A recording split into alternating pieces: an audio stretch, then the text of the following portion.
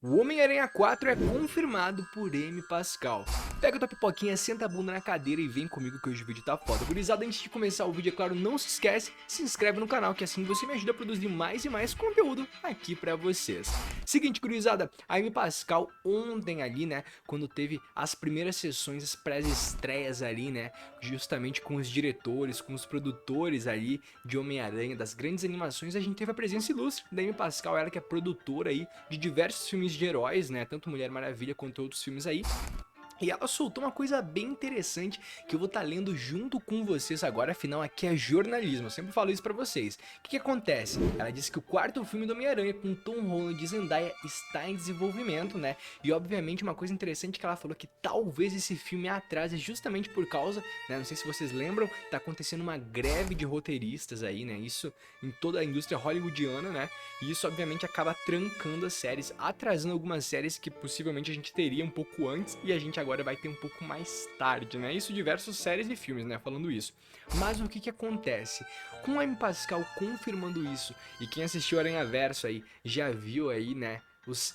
Né, dando spoilers aqui já, algumas questões em live action que a gente consegue ver, a gente consegue ter os caminhos que esse filme pode seguir, e hoje a gente vai estar vendo um pouquinho disso aqui. Quando a gente tá falando aí da continuação da saga do Tom Holland dentro do MCU, a gente viu que ele foi praticamente rebutado, né, após os eventos do Doutor Estranho. A gente vai ter agora, de fato, um Peter Parker, né, a lá Peter Parker, aos moldes como ele deve ser, né, nesse aquele modo mesmo universitário, modo jornalista, um modo meio fudidão, que é o que a gente gosta de ver no herói, é justamente o que a gente gosta de ver, até mesmo pra gente poder se identificar com ele. Mas o que eu queria falar com vocês, né, e trocar essa ideia. O que acontece? Eu tava vendo que conforme aí aconteceu esse desenvolvimento e os heróis que se apresentaram durante aí o Homem-Aranha, a gente sempre teve heróis um pouco diferentes, alguns que a gente já não tinha visto, depois no Way Home com os heróis que a gente já conhecia de outros filmes, só que o fato é que a gente já tem aí possivelmente uma das tramas que podem vir a acontecer.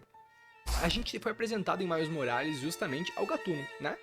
Aquele lá que era o tio, né, do Miles, né? Obviamente ele acabou indo de base durante os eventos do Aranha Verso 1, não tô dando spoiler, mas o que acontece? É muito provável, né, que com a aparição em live action, né, deixando claro, de novo spoiler, com a aparição em live action dele, a gente começa a se encaminhar para um possível momento aí, justamente do que eu tô dizendo, da gente talvez, né? E quando eu falo talvez, eu digo por que um talvez? Porque é muito provável que a Disney e que a Marvel coloquem o Gatuno como vilão do próximo filme da Marvel. Obviamente que a gente tem que lembrar, né? Tanto na cena pós-crédito de No Way Home, a gente tem aquele breve momento lá que a gente consegue ver, né? Que justamente aparece ali, né? O Venom, né? No universo do MCU. Depois ele é sugado de volta, né? E a gente então vê que uma partezinha do Venom ficou. Como a gente sabe que todos os Venoms de algum modo são interligados, se conversam, é muito provável que a gente tenha aí, né, um Venom muito em breve, né? A gente conversou no vídeo de ontem, né, justamente, sobre um detalhe bem interessante que eu queria falar com vocês, que é assim, a gente viu que o desenvolvimento do Miles, né, vai estar muito atrelado ao Tom Holland, ao Homem-Aranha, ao Peter Parker, né, dentro do MCU, né? A grande questão é assim, o Miles Morales, ele vai entrar pra Marvel, vai entrar pro MCU, Marcelo? Sim, isso é um fato, né?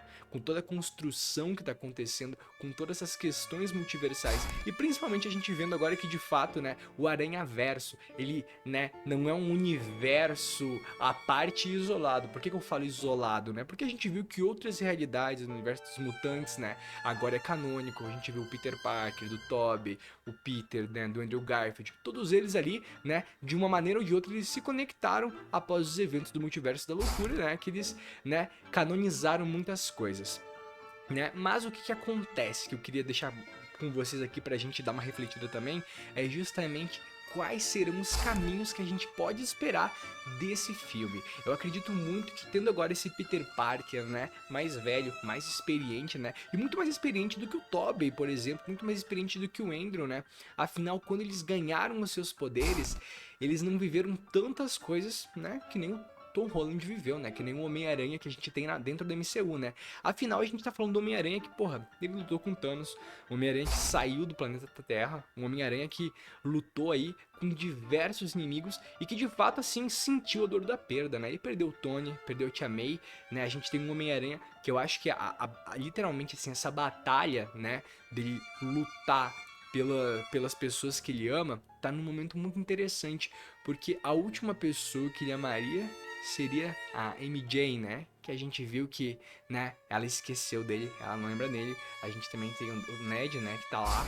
Mas a grande questão, a gente tem agora um Tom Holland, um Homem-Aranha, Peter Parker ali, que a princípio não tem um grande ser ali pra se preocupar. E é aí que eu acho que é muito fácil entrar, quem sabe, um Gatuno ali, né? Tentando trazer ele pra um lado meio obscuro, ou até mesmo um Venom. A gente tendo aí, quem sabe, um Homem-Aranha à la moldes do Venom. E por que eu falo isso? Porque a gente vai ter muitas vezes esse discernimento moral que vem com o Homem-Aranha, ele não vai estar tão presente. E isso se explica muito pelo fato de que a gente tá falando de um Homem-Aranha que não vai ter mais aquele antagonista a ele, que seria o seu par romântico, que seria o seu objetivo de lutar. Não, a gente tá falando do Homem-Aranha que tá ali simplesmente por vai lutar o crime, vai lutar contra o crime, vai, né, se dar o melhor de si, mas ele não vai ter com quem muitas vezes conversar sobre essas questões, e é isso que eu acho interessante. E é por isso que eu acredito muito que nos próximos filmes da Marvel isso vai ser muito bem trabalhado.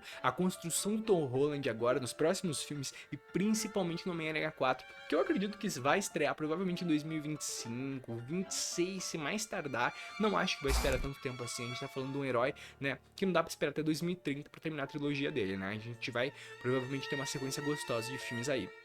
Mas a questão é, Marcelo, a gente esperando tudo isso do Tom Holland, a gente esperando, né, que esse Homem-Aranha dele venha com força. Será que a gente vai ter, quem sabe, até um Homem-Aranha azul, né? Quem lembra dessa saga sensacional da Marvel, né? Justamente aquela saga em que o Homem-Aranha tá numa depressão ferrada, né? Mas cabe a gente esperar, cabe a gente, né, tentar ver quais são os próximos passos.